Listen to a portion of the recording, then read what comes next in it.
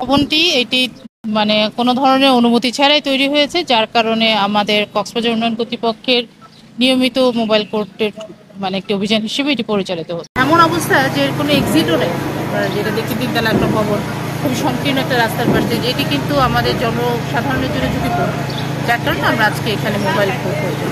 এখন ইসিএ এলাকাতে যে ভবনগুলো তৈরি করা হচ্ছে সেখানে আমরা তো অনুমতি দিচ্ছি না, আর অনেক জায়গাতে কিছু মামলা চলমান আছে, সেই জায়গায় আমরা কোর্টের আয়োজন অপেক্ষা করছি। আর যেখানে চলমান নেই সেটাতে যদি অনুমোদিত থাকে সেখানে আমরা মোবাইল কোর্ট অভিযান করব।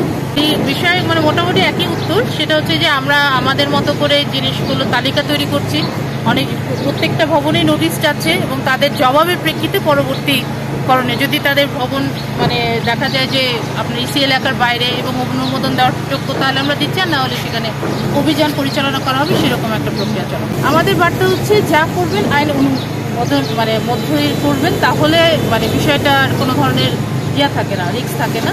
তা না হলে তাদের বিরুদ্ধে আইনগত ব্যবস্থা নেওয়া হবে এবং তাদের দেখা যেতে পারে যে মোবাইল কোর্ট করলে অপসারণ করলে আর্থিক ক্ষতি হবে।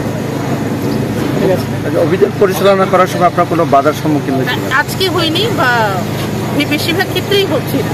আচ্ছা, দখলদার যারা রয়েছে বা অবৈধ স্থাপনা করছে তাদের উদ্দেশ্যে আপনি কি বলতে চান?